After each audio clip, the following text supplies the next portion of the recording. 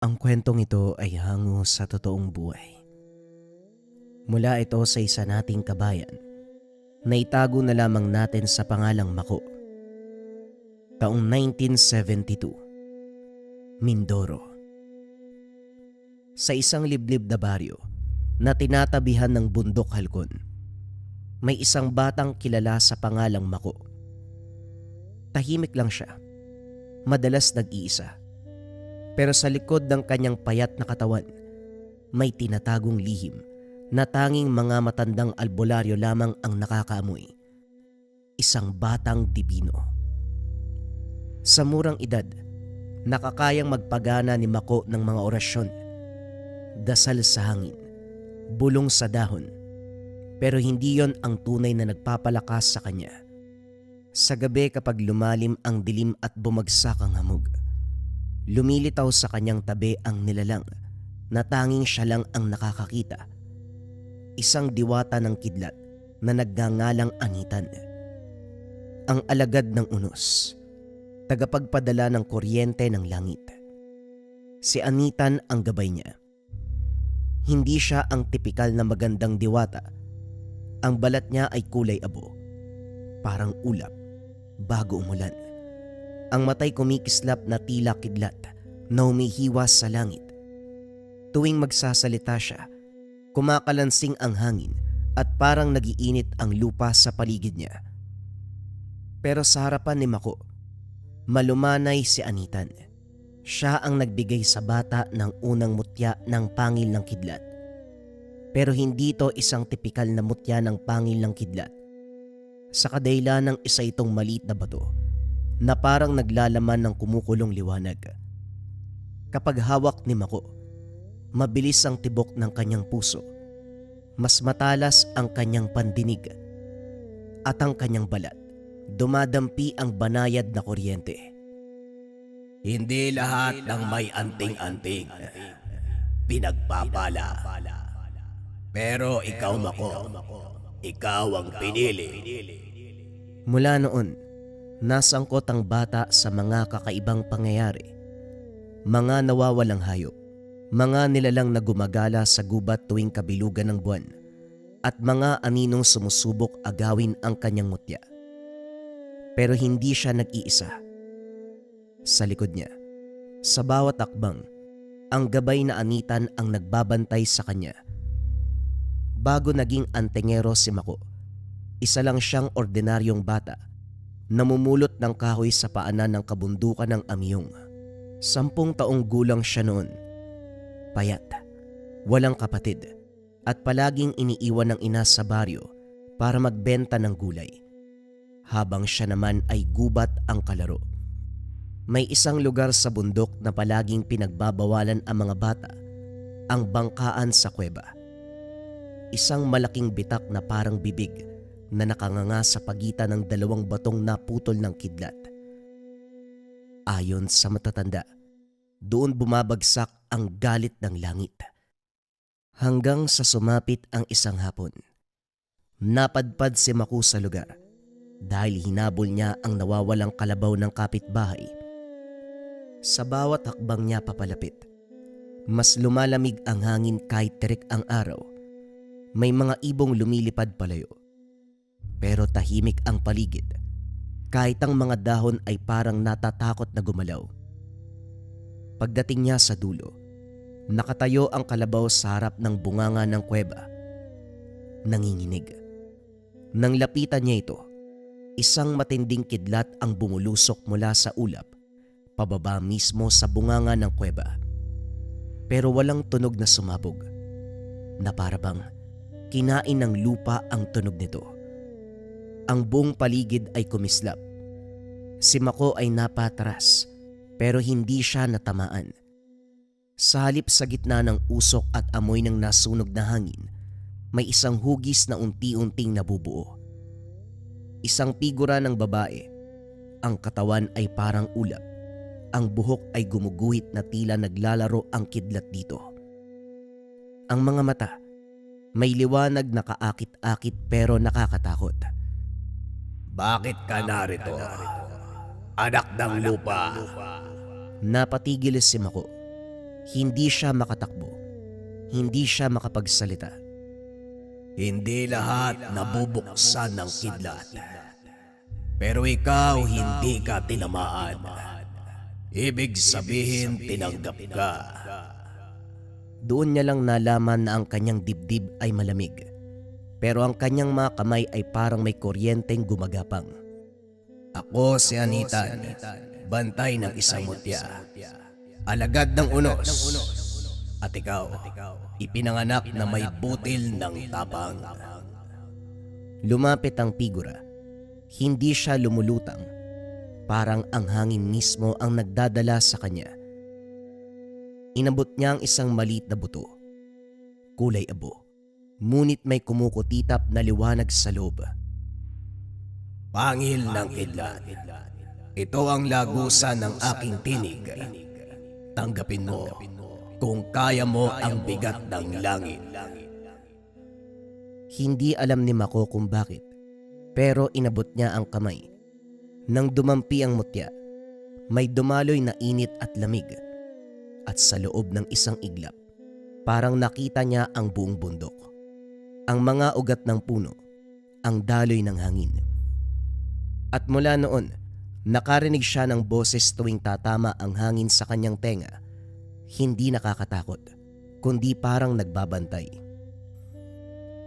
Simula ngayon, kung tatawagin mo ko sa ngalan ng kidlat at orasyon ng hangin, ako ay darating.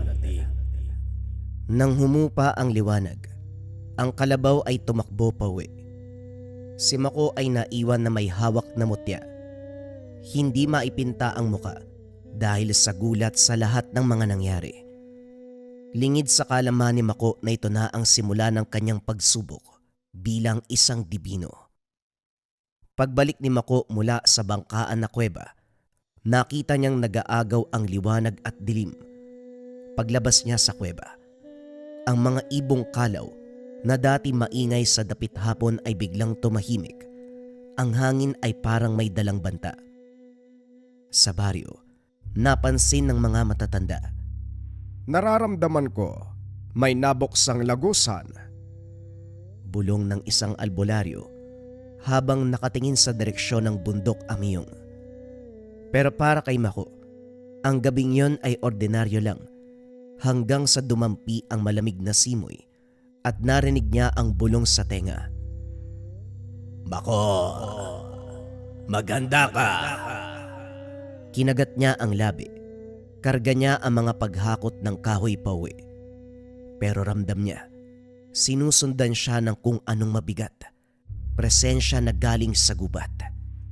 Pagdating sa gilid ng sapa, nagsimulang kumalusko sa mga dahon. Isang amoy ang sumingaw, parang pinaghalong nabubulok na karne at basang lupa. Paglingon niya, may malamlam na pulang mata sa ilalim ng puno. May 3 nilalang ang lumabas mula sa dilim. Mga sigbin. Pero hindi yung karaniwang sigbin sa mga kwento.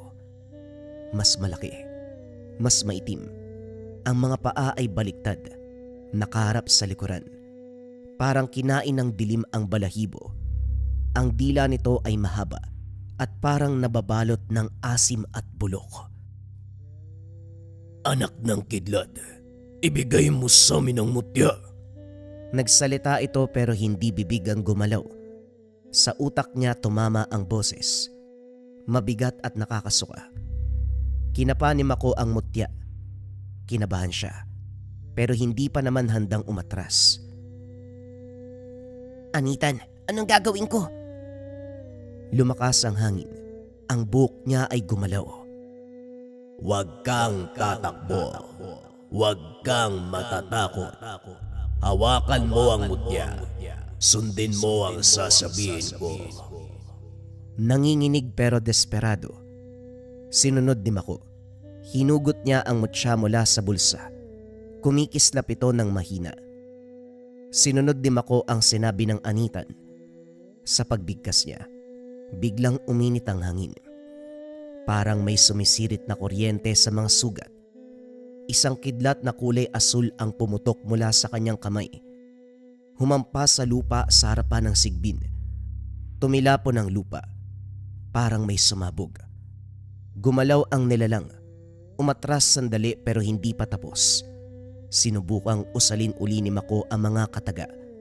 Pero tumalon ang mga nilalang. Mabilis siyang sinunggaban. Nakahanda na sanang kagatin si Mako. Nang walang ano-ano, biglang may isang malakas na alon ng hangin ang tumama mula sa gilid. At sa liwanag ng buwan, lumitaw ang hugis babae. Kulay ulap, nakalutang. Walang iba kung hindi si Anitan. Ngunit ngayon, hindi na siya maamo. Ang mata ay nagbabaga. Ang buhok ay kumikislap. Umatras ka, nilalang ng dilim. Bago pa makasagot ang sigbin, hinampas ito ni Anita ng isang kidlat na parang latigo. Tumilapon ang mga nilalang. Sumabog ang mga ito na parang usok na nasunog na balahibo. Naglaho sa gubat na parang abo. Huminto ang hangin, humina ang liwanag, at tumingin ang diwata kay Mako. Iba na ang itsura nito. Unti-unting naging maamo, maging ang boses ay nagbago. Ito ang unang babala. Kapag merong kang mutya, may mga maghahangad. Huminga ng malalim si Mako. Hindi niya alam kung matatakot ba siya o matutuwa. Pero isang bagay ang malinaw. Hindi na ordinaryong buhay ang tatahakin niya. Para hindi mahirapan si Mako, nagsabi ito kay Anitan na kailangan siyang sanayin upang magamit ng lubos ang mutyang tangan. Sumang-ayon naman si Anitan. Napangiti pa ito na animoy tuwang-tuwa sa sinabi ng bata. Nakikita ng nilalang ang pagkasabik ni Mako sa lihim na karunungan. Kinabukasan maagang tinawag ni Anitan si Mako bago pa sumikat ang araw. Paggising nito, katulad ng nakasanayan, hindi niya na naabutan ang kanyang ina dahil sa pagmamadali. Umaalis ito para maghanap buhay.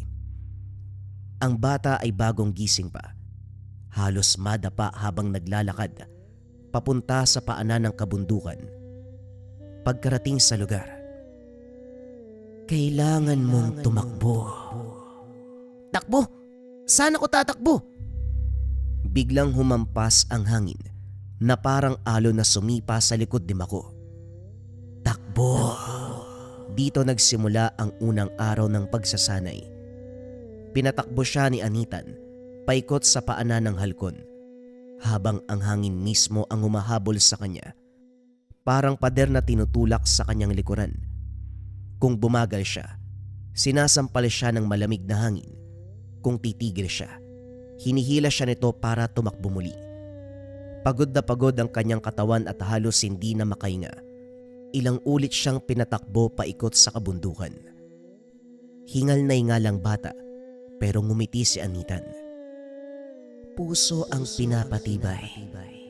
Kapag mahina ang loob, walang silbi ang mutya. Ginawa ito ni Mako sa loob ng isang buwan. At matapos nun, dinala ng Anitan si Mako sa itaas ng bato. Napakatarik at madalas tinatamaan ng kidlat. Isara mo ang iyong mga mata. Ha? Anong gagawin ko? Makinig ka. Sa una, ang naririnig lang niya ay simoy ng hangin at kaluskos ng puno. Pero habang lumilipas ang minuto, parang may naririnig siyang mas malalim. Isang bulong. Parang mga ingay na naglalakad sa pagitan ng mga dahon. Mga nilalang na hindi nakikita pero totoo. Yan ang huni ng kalikasan. Kung hindi mo maririnig ang gubat, kakainin ka nito. Pagdilat niya ay nanginig ang katawan, hindi dahil sa takot, kundi dahil may mga bagay pala na talagang gumagalaw kahit walang hangin. Isinabay ni Mako ang pagtakbo at pagmuni-muni sa paligid araw-araw. Nang matapos ito ni Mako, dumating na ang pangatlong pagsasanay. Ito na ang araw na halos ikamatay niya. Hinawakan niya ang mutya ng kidlat at pinaikot niya sa palad. Ngayon subukan mong pasunurin ang kidlat nang hindi ka napapasok. Pero paano kung... Sumirit ang kidlat mula sa mutya. Kumalat sa braso niya. Napaupo siya sa lupa. Umusok pa ang buhok niya sa gilid. Hindi ko kaya! Hindi pa siya tapos magsalita nang biglang kumawala ang anitan mula sa likod niya at hinawakan ang kanyang balikat. Ulitin mo. Pero, ulitin mo. Nilunok ni Mako ang kaba. Hinawakan muli ang mutya. Umilaw ito at nag-init habang papalapit ng kidlat kung saan siya palaging napapaso. Huminga ka muna. Isang dasal sa isip. Sabayan mo ng paglalakbay ng tibok ng puso. Kinain niya ang sakit at sa unang pagkakataon, kinaya niyang pigilan ang pagdaloy ng kuryente. Hindi perpekto. Nanginginig pa rin ang kamay niya pero hindi siya nadapa. Tumango ang anitan. Yan na ang simula. Ang kidlat ay hindi sumusunod sa mahina. Sa gabi inakyat nila ang mataas na bahagi ng kabundukan. Sa buong langit ay tinakpa ng makapal na ulap tulad ng kumot ng bagyo. Doon, pinatayo si Mako sa gitna ng isang bilog na bato. Nag-utos si Anitan. Gawin mo ang unang orasyon. Mabagal pero malinaw na binigkas ni Mako ang dasal na itinuro ng diwata. Sa ngalan ng hangin, sa anino ng kulog, buksan ang mata ng kalangitan at lakasan ang kalooban. Pumula ang mga ulap, umikot ang hangin, at mula sa ibabaw ay parang bumukas ang isang mata ng bagyo. Yan. Ito ang tanda na kinikilala ka ng langit. Sa huling bahagi ng pagsasanay, binigyan siya ni Anita ng isang tanong. Handa ka bang ipagtanggol ang iyong baryo kahit kapalit ang buhay mo? Hindi mabilis ang sagot ni Mako, pero malinaw. Kung hindi ako ang gagawa, edi sino? Napangiti si Anitan. Hindi malambing, hindi mapanlinlang, kundi parang may bahid ng paggalang. Kung ganon, simula ngayon hindi ka na normal. Isa kang anak ng kidlat. At sa sandaling yun, bumagsak ang isang manipis sa kidlat sa kanyang balikat. Ganon na lamang ang pagkagulat ni Mako nang tumama ito sa balat niya at hindi masakit.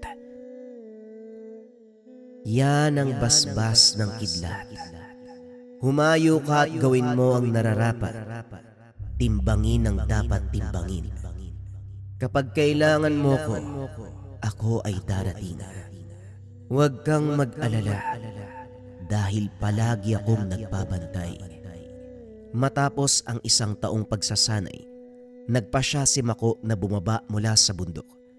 Hindi upang mamasyal, kundi upang tignan ang kasalukuyang sitwasyon ng kanilang lugar. Hapon siya nang umalis papuntang baryo. Parang normal lang ang paligid. May mga batang naglalaro. May amoy ng nilutong kanin at ang araw ay dahan-dahang lumubog. Pero sa kabilang banda, may nararamdaman si Mako na kakaiba. Kirot na parang kumakagat sa hangin. Biglang huminto ang mutya sa kanyang dibdib. Hindi ito umiinit, kundi nanigas. Huminto ka. May humahawak sa daloy ng lupa. Sa dulo ng daan, may isang taong nakatayo sa tabi ng alon. Lalaki, payat, nakabalabal ng kupas sa itim. Ang ulo ay bahagyang nakayuko, pero ang anino niya, hindi tugma sa katawan. Humahaba ito. Kusa itong gumagalaw na parang may sariling buhay. Ikaw ang bata na may dalang kulog. Buong buo ang tinig na parabang nanggagaling sa ilalim ng lupa. Ang aga mong napili. Tumigil si Mako pero hindi siya umatras. Alam kong hindi ka taga rito. Mas matatag ang boses niya kaysa sa inaasahan. Napangiti ang lalaki, ngunit ang ngiti ay bitak-bitak. Parang hindi sanay ang muka sa ganong galaw. Kalahati lang ang natira sa akin. Ang iba ay nasa hukay na. Biglang umikot ang hangin sa paligid ng balon. May gumapang na mga insektong itim palabas ng bitak na lupa. Mga ipis, alupihan, uod, nagsama-sama na parang iisang katawan. Isa siyang mangkukulam, pumapaloob sa isang proseso para tumanggap ng basbas mula sa demonyong kanyang sinasamba. Basbas? Anong basbas? Basbas ng pagiging isang purong mambabarang. Pero hindi pa buo. Wala pa ang buong proseso. Pero sapat na upang pumatay. Gusto ko lang makita kung totoo bang bumalik ang anitan o kwento lang ng matatanda. Wika ng mangkukulam. Bumigat ang hangin. Parang hinihila pababa ang mga paa ni Mako. Anitan. Anitan. Hindi kagad sumagot ang gabay. Sa halip, ang mutya ang unang umilaw na parabang nagbibigay ng babala. Ikaw rin. Batang dibino. Wika ng mangkukulam sabay pitik ng daliri. Sumabog ang lupa sa likod ni Mako. May lumabas na itim na kamay. Puro sugat at insekto. Pilit humahawak sa kanyang paa. Napaigik si Mako pero hindi siya sumigaw. Ngayon, ipakita mo sa kanya kung bakit ikaw ang pinili. Hinawakan ni Mako ang mutya. Binigkas ang orasyon na binigay ng anitan sa kanya. Sa ngalan ng hangin, sa mata ng kulog, palayain mo ang lupa. Sumabog ang hangin. May isang puwersang tumangay sa mga insekto. Nasira ang itim na kamay. Ibinagsak ang mangkukulam sa tabi ng balon.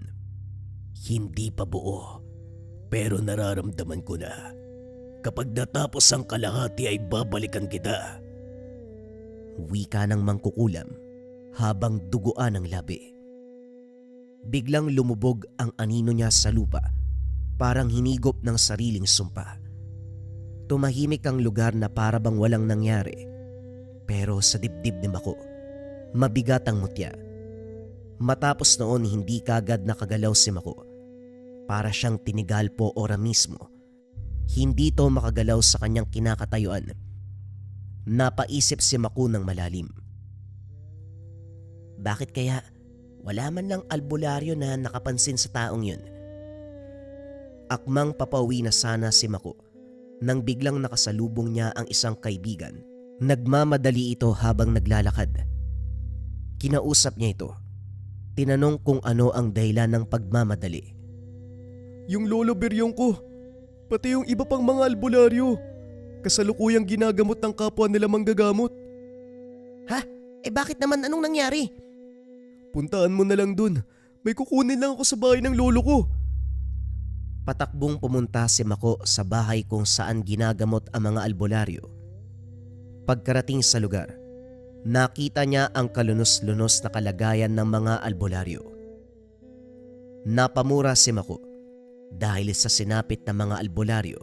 Nagtanong siya kung ano ang naganap. O Mako, matagal din tayong hindi nakita. Inatake ni Fernan ng mga kapwa ko albularyo ng walang awa. Walang kaalam-alam ang lahat. Nakipagkasundo si Fernan sa isang demonyo, kapalit ang kapangyarihan. Ho? Sino po si Fernan? Ayon sa matanda, si Fernan ay isang antingero na kasapi ng kanilang samahan. Isa siyang mangkukulam, pero nasa mabuti siyang panig noon. Siya ang tagamasid ng kanilang grupo. Hanggang sa isang araw, may nakilala itong matandang babae na nilason ang kanyang isipan. Inalok siya ng higit na kapangyarihan. Sumang-ayon naman ito. Huli na nang malaman namin na nag-aaral pala ito ng pambabarang at ito ang kinalabasan. Binalutan niya ng sumpa ang mga kasama ko. Sa palagay ko, nakita ko na si Fernan. makaharap mo siya? Saan at papano? Pinaliwanag ni Mako ang nangyari. Dagdag pa ng matanda na hindi niya kakayanin ang pakikipagharap kay Fernan at ang paggamot sa kanyang mga kasama. Nagpresenta si Mako na tumulong. Napansin ng matanda ang kakaibang presensya ni Mako habang nakatingin ito sa bata. Hindi mawari ng matanda pero nakaramdam siya. Panatag habang kinakausap niya si Mako. Sa isang kisap mata, napansin ng matanda ang biglang pag-iba ng kulay ng mga mata ni Mako. Naging kulay asul. Doon napagtanto ng matanda. Nag-iba si Mako nung una niya itong makita. Hindi man ikaw ang kausap ko ngayon, pero alam kong nakikinig ka. Bulong ni Tandang Rafael. Tumigil ang hangin sa paligid. Ang mga dahon sa lupa ay hindi gumalaw. Sa likod ng mga mata ni Mako, may kumurap na liwanag na parang kidlat. Hindi ko aagawin ng bata at hindi ko rin siya gagamitin. Sandaling tumagal ang katahimikan. Pagkatapos muling bumalik sa normal ang kulay ng mga mata ni Mako. Napakurap siya. Pasensya na po kayo, Tandang Rafael. Minsan po kasi kusa na lang ako nawawala sa sarili. Ganyan talaga kapag may gabay ka. Hindi ka palaging ikaw. Umupo ang matanda sa bangkuan. Nararamdaman ko ang langit sa paligid mo. Saglit na tumahimik si Mako. Tumayo siya at inilabas mula sa bulsa ang isang maliit na lumang palaspas na may ukit ng ulap at kulog. Ipinakita ni Mako ang gamit niya sa matanda. Ganun na lamang ang pagkagulat nito dahil alam niya ang patungkol sa maalamat na anitan. Mabaging langit, saan mo nakuha yan? Pinaliwanag ni Mako kung paano niya ito nakuha at kung anong hirap ang kanyang ginawa sa ilalim ng pagsasanay sa kanyang gabay. Napahinga ng malalim at napailing ang matanda dahil sa gulat sa kanyang nakita. Hindi man masabi ng matanda pero alam ni Mako, kinakailangan nito ng tulong niya. Hayaan niyo po na tulungan ko kayo. O siya, sige. Hindi ko naman to makakaya mag-isa. Aminin ko man o hindi, talagang kailangan ko ng tulong. Tumulong si Mako sa panggagamot sa mga albularyo at sa ilang araw niya napagpirme sa bahay kubo kung saan nakaratay ang mga albularyo. Unti-unting naging mabuti ang kalagayan nila sa tulong na din ng anitan na gabay ni Mako. Kasama sa pagsasanay ni Mako, ang pagbibigay ng anitan ng kaalaman patungkol sa mga ordinaryong kaalaman, mga usal na kinakailangan para maputol ang sumpa. Sa bawat araw na dumaraan, nagiging mabuti na ang lagay ng mga albularyo. Isang hapon habang pabalik na si Mako sa kubo, nakaramdam siya ng kakaibang lamig sa paligid. Hindi to malamig na simoy ng hangin, kundi parang bumabagsak na anino mula sa kalangitan. Tumigil siya at humarap sa bundok. Ramdam ang presensya ng anitan sa loob niya. Malapit nang maabot ni Fernan ang ganap na kapangyarihan ng mambabarang at mangkukulam.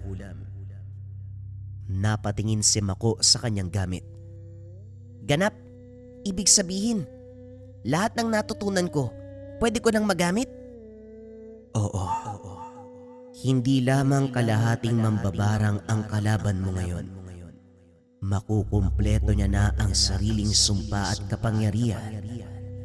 Napangiti si Mako. Unti-unti nang kumakawala. Masusubukan niya na ang lahat ng natutunan. Pero hindi lang ito laban ng lakas, kundi laban din ng puso. Huminga ng malalim si Mako. Ramdam ang init at lamig ng mutya sa dibdib. Ang hangin sa paligid. Ang pakiramdam ng lupa sa ilalim ng paa. Tama. Handa na po ako. Sa unang pagkakataon, naramdaman niya na ang pagsasanay magiging kapaki-pakinabang.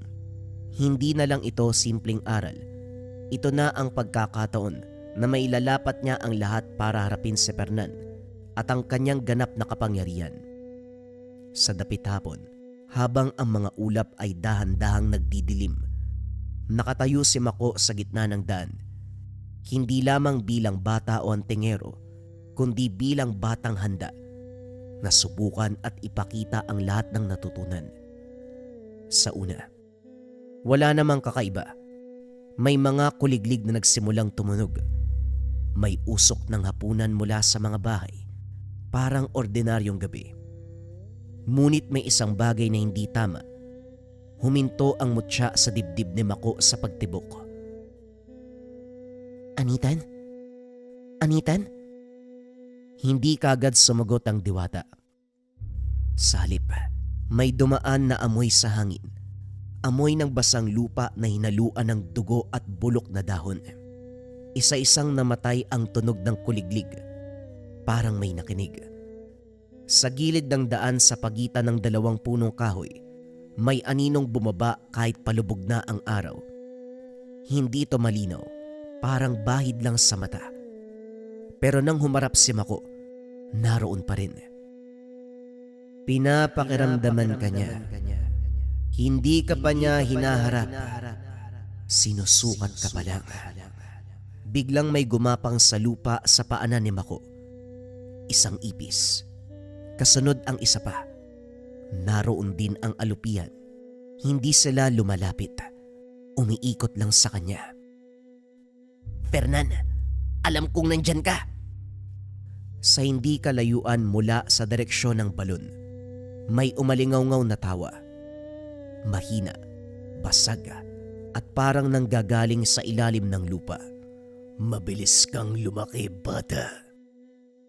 Hindi malinaw kung narinig ito sa tenga o sa isipan, pero ramdam ni Mako ang bigat sa sikmura. Huwag kang gagalaw. Kung magpapakita ka ng takot ay lalapit siya. Biglang dumaan ang malamig na hangin sa likod ni Mako. Nanindig ang balahibo niya. Sa lupa ay may lumitaw na maliit na ukit, parang ginuhit na kuko. Hugis simbolo na minsan niya nang nakita sa kanyang pagsasanay sa anitan. Isang barang? Ibig sabihin nga, nakumpleto niya na. Huminga ng malalim si Mako. Sa halip na umatras, inilabas niya ang palaspas at marahang itinukod sa lupa. Ilang sandali lang ay naghiwalay-hiwalay ang mga insekto, naglaho sa kadiliman. Humaba panandalian ang anino bago tuluyang maglaho. Bumalik ang tunog ng kuliglig na parabang walang nangyari sa lugar. Pero alam ni Mako, nagsimula na ang kalbaryo. At sa pagkakataong ito, hindi lang siya ang hinahabol. Maging siya, hinahamon na ni Fernan. Pagdating ng tahanan, nakita niyang nakatayo ang iilan sa mga albularyo. Ngumiti si Mako habang papalapit sa mga ito. Kinumusta ang albularyo. Tinawag na matanda si Mako sa kadahilanang may nararamdaman itong kakaiba sa kanya. Mako, nakaharap mo na naman ba si Fernan? Opo, Sinusukat niya lang ako, sabi ng anitan. Hinamon niya ako para bang gusto niya na magkaharap na kami. Anong gagawin mo ngayon? napayuko si Mako. Malalim ang iniisip. Bumalik ang lahat. Ang unang kidlat sa kuweba, ang mga aral ni Anitan, at ang kalahating anino ni Fernan na unti-unti nang lumalakas. Huminga siya ng malalim. Hindi to hinga ng bata, isang hinga ng pagpapasya. Ako po ang haharap kay Fernan. Wika nito. Napatingin si Tandang Rafael. Sigurado ka ba? Ikaw ang haharap mag-isa. Tumango si Mako.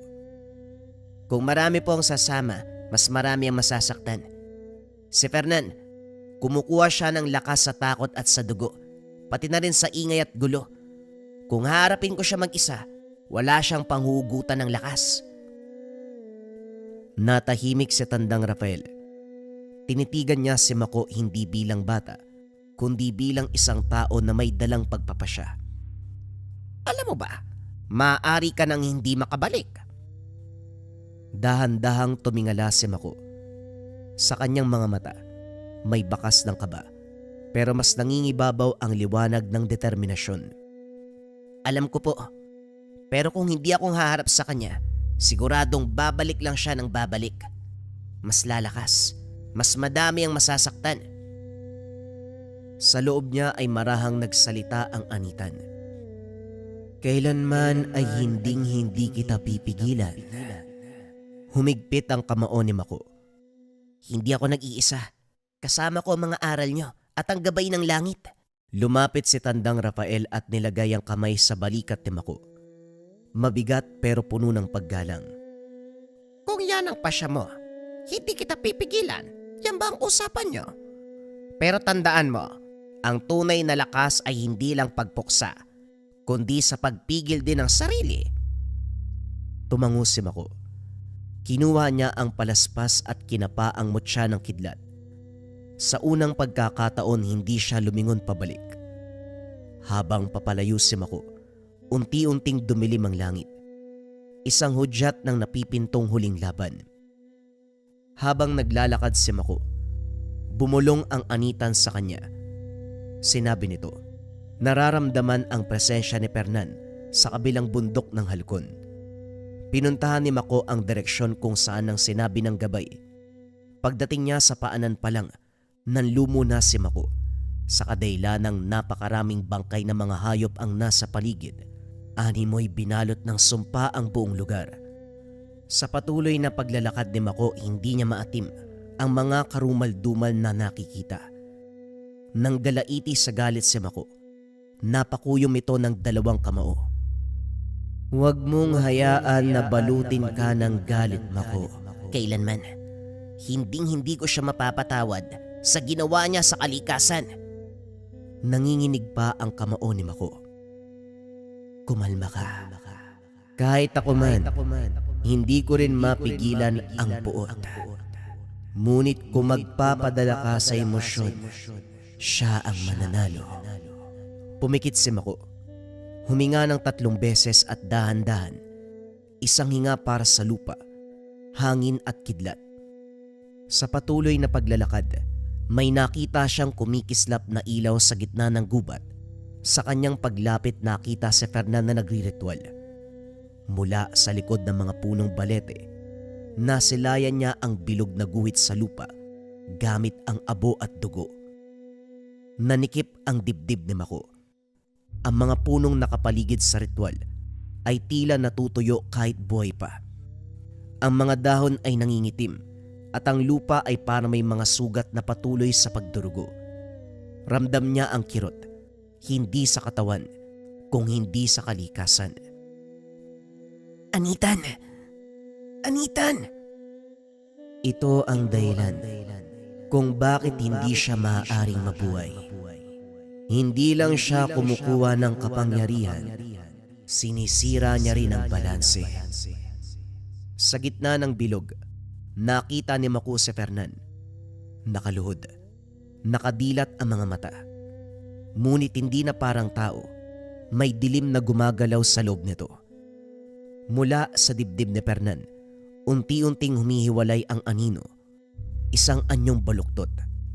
Parang hayop na binuo mula sa galit at sumpa. Napakagat sa labi si Mako. Gusto niyang sumugod. Gusto niyang pigilan. Ngunit naalala niya ang sinabi ng anitan. Kumalma. Obserbahan at intindihin. Sa bawat orasyong binibigkas ni Fernan, may bahagi ng lupa ang namamatay. May insekto na nahuhulog. May hangin na nawawala ang sigla. Doon napagtanto ni Mako ang katotohanan. Hindi lang si Fernan ang kalaban, ang ritual mismo ang kailangang tapusin. Dahan-dahan niyang tinukod ang palaspas sa lupa. Hindi pa oras ng kidlat, hindi pa oras ng laban. Ngunit sa sandaling yun, habang pinagmamasdan niya ang ritual, nag-iisip na ng paraan si Mako kung paanong tatapusin ang lahat. Nakita ni Mako, ngumiti ng kaunti si Fernan. Parang alam niya. Parang inaantay niya. Sa gitna ng ritual biglang huminto ang pagbigkas si Fernan. Ang apoy ng mga kandila ay kumurap.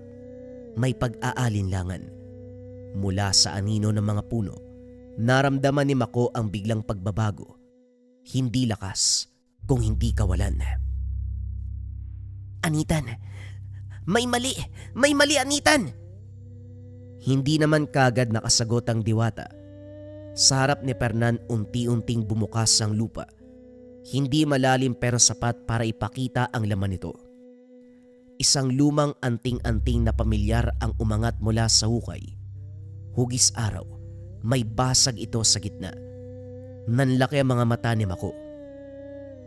Yan ang anting-anting na mga albularyo. Proteksyon yan, hindi sumpa. Ngumiti si Fernan, pero walang saya sa mukha niya. Marahil oo noon. Pero iba na ang usapin ngayon. Dahan-dahan niyang hinawakan ang anting-anting. Nang sandaling yon, isang alaala ang bumuhos sa paligid. Hindi ilusyon kundi bakas ng katotohanan. Isang batang umiiyak, isang tahanang nasusunog, isang pangakong binitawan kapalit ng kapangyarihan. Binigay ko ang huling bagay na nag-uugnay sa akin bilang tao. Hindi dugo ng iba, kundi dugo ng sarili kong pagkatao. Nabuhay ako sa puot ko sa mga albularyo na wala man lang nagawa para tulungan ang pamilya ko. Naramdaman ni Mako ang bigat sa sinabi nito. Kung ganon, wala ka nang babalikan? Wala na akong babalikan. Kaya nga buo na ako. Bigla niyang idiniin ang anting-anting sa dibdib. May tunog na parang nababasag na salamin. Kasunod ang pag-alo ng kadiliman. Ang anino'y kanina'y hiwalay. Tuluyang pumasok sa kanya. Nagbago ang tindig ni Fernan. Hindi na siya mukhang tao, pero hindi rin halimaw. Isang bagay na wala ng kaluluwa. Yan ang kapalit kapag pinili ang ganap na kapangyarihan ng sumpa. Tuluyang pinuputol ang sarili sa balanse ng mundo. Hindi awa ang naramdaman niya, kundi pag-unawa kung bakit wala nang pwedeng magligtas kay Fernan. Tapos na. Ngayon bata, tignan natin kung alin sa atin ang tunay na buo. Uminit ang mutya ni Mako. Kumidlat ang langit sa malayo, hindi bilang babala kung hindi pagtugon. At sa sandaling yon, alam ni Mako, ang susunod na hakbang ay hindi na pagputol ng ritual, kundi pagharap sa isang nilalang na isinuko na ang pagiging tao. Tumahimik ang paligid. Sa pagitan nila ang lupa ay basag-basag, parang sugat na hindi naghihilom. Magkatapat si Mako at Fernan. Hindi na nagsalita si Fernan. Hindi niya na kailangan. Ang dilim sa paligid ang unang gumalaw. Mga aninong parang usok na may hugis sa mga kamay. Lahat ng ito ay gumagapang sa lupa. Huminga ng malalim si Mako. Hindi siya umatras. Ngayon wag mo kong sandalan. Tumayo ka. Tumango si Mako. Idinampi ni Mako ang mutya sa lupa. Uminit ang mutya. Sa unang galaw pa lang ni Fernan bumulusok ang sumpa. Isang alon ng itim na enerhiya na may kasamang bulong ng galit at puot. Hindi sumigaw si Mako. Itinaas niya ang kamay.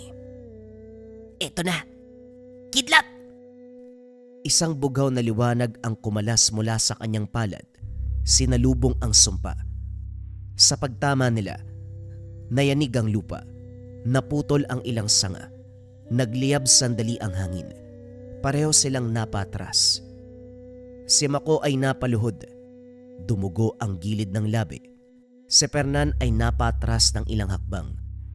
May itim na bitak ang balikat. Parang nabasag sa loob niya. Sumaglit ang katahimikan. Ngumiti si Fernan. Hindi panunuya kung hindi pagkilala. Hindi ka na nga bata, pero hindi ka pa rin sapat. Tumayo si Mako. Pinunasan ang dugo sa labi. Masakit ang katawan pero buo ang tindig. Hindi ko kailangan maging sapat ngayon. Kailangan ko lang patunayan na kaya kong tumayo. Sa loob niya tahimik si Anitan. Hindi dahil walang sasabihin, kundi dahil hindi niya na kailangan magsalita pa. Biglang gumalaw muli ang sumpa ni Fernan. Muling kumislap ang kidlat ni Mako. Muli silang nagbanggaan, sumpa laban sa kidlat, dilim laban sa balanse. Sa ikatlong salpukan, sabay silang umatras. Parehong hiningal at sugatan. Pareho nilang alam na walang panalo. Ngunit may isang katotohanan na malinaw ngayon. Si Mako, kaya nang tumayo mag-isa. At sa dilim ng gubat, ang langit ay muling umungol. Sa gitna ng huling pagharap, ramdam ni Mako ang panghihina. Ang mutya sa dibdib niya ay kumikislap pero hindi na katulad noon. Parang nanghihingi ito ng pahintulot, hindi ng utos. Anitan, hindi ko na kaya mag-isa. Wika ni Mako. Hindi kagad sumagot ang diwata. Sa halip ay may nangyari sa loob ni Mako. Hindi siya sinapian. Hindi rin siya inangkin. Sa halip bumukas ang alaala. Ang bawat aral. Ang paghinto bawat umatake. Ang paggalang sa lupa bago humingi ng lakas. Ang pag-unawa na ang kidlat ay hindi lamang para sandata. Doon nagsalita si Anitan. Kailanman ay hindi kita sasapawan at gagamitin. Ipapaalala ko sa iyo kung sino ka. Biglang luminaw ang paningin ni Mako. Hindi lumakas ang kanyang katawan. Lumakas ang kanyang kalooban. Ang mutya ay hindi nag-aapoy. Ito'y huminto. Dahan-dahang kumalat sa buong katawan niya. Hindi bilang isang kapangyarihan, kundi bilang pag-unawa. Sa harap niya sumigaw si Fernan at pinakawalan ang lahat ng sumpa. Isang alon ng dilim ang bumuhos. Hindi sumalubong si Mako. Lumuhod siya. Idiniin niya ang palad sa lupa. Hindi kita papatayin, pero pipigilan kita. Sa sandaling yun, ang kalikasan mismo ang kumilos. Ang mga ugat ng puno sa paligid ay gumalaw. Ang hangin ay pumagitna. Ang kidlat ay bumaba. Hindi diretso kay Fernan, kundi sa pagitan nila bilang isang harang. Ang sumpa ni Fernan ay bumalik sa kanya hindi bilang parusa, kundi bilang isang katotohanan. Nabuwal siya. Tinanggalan ni Mako ng koneksyon si Fernan sa kadiliman. Sa huling sandali, naramdaman ni Fernan ang katahimikan. Wala nang boses ng dilim. Wala nang bulong ng sumpa. Sa likod niya naroon si Anitan. Nagpakita ito sa kanyang totoong anyo. Tapos na. Hindi dahil ginamit mo ko. Napagtibay mo ang koneksyon sa kalikasan. Pagbagsak ng dilim, bumalik ang tunog ng gubat. Ang amoy ng lupa ay huminga. Ang langit ay luminaw. Si Mako ay tumayo, hindi bilang sisidla ng diwata, kundi bilang taong natutong makinig sa mundo. Nang tuluyang humupa ang dilim, nanatiling nakalod si Fernan sa gitna ng gubat. Hindi siya namatay sa kidlat. Ngunit ang dating lakas na bumalot sa kanya, ang mga bulong, ang galit at ang sumpa, lahat ng ito ay naglaho. Parang hinubaran siya ng anino. Tinangka niyang tumayo, ngunit nang hina ang kanyang mga tuhod. Sa unang pagkakataon matapos ang mahabang panahon, katahimikan ang bumalot sa kanyang isipan. Wala nang tinig na nagtutulak. Wala nang kapangyarihan na humihila. Isang taong walang sandata at walang sumpa ang naiwan. Ito pala ang matitira kapag kinuha ng dilim ang lahat. Wika ni Fernan habang nakatingin sa kamay. Hindi na siya hinatulan ni Mako. Hindi na rin siya tinanong. Ang kalikasan na ang musga. Unti-unting gumalaw ang lupa sa paligid ni Fernan hindi bilang kulungan, kundi bilang pagkakahiwalay. Tinabunan siya ng hamog at mga ugat, hindi para pahirapan, kundi upang putulin ang huling ugnayan niya sa labas ng ugat. Hindi siya namatay, pero kailanman ay hindi na siya makakabalik pa. Isang buhay na alaala ng maling pinili. Pagsikat ng araw, iniwan ni Mako ang lugar. Tahimik, walang tagumpay sa muka. Pagdating sa baryo, nagtitipon ng mga tao. Nakita nila ang sugat sa kanyang braso, ang putik sa kanyang paa, ang mutyang tahimik na nakasabit sa kanyang dibdib. Lumapit si Tandang Rafael. Iho, tapos na ba? Hindi na po babalik si Fernan. Wala na ang sumpa. Wala na ang barang. Patay na ba siya?